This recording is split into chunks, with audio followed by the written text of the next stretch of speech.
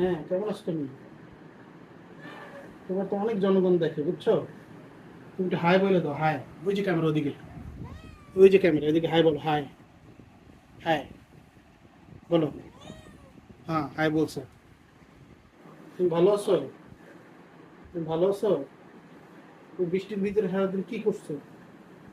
বাইরে বাইরে ঘুরছো? হাত পায়ে কাদা লাগাইছো? এই যে নখে কাদা দেখছো? ওই যে মাথা কই ঢুকায়, বগলের নিচে ঢুকাইতেছে।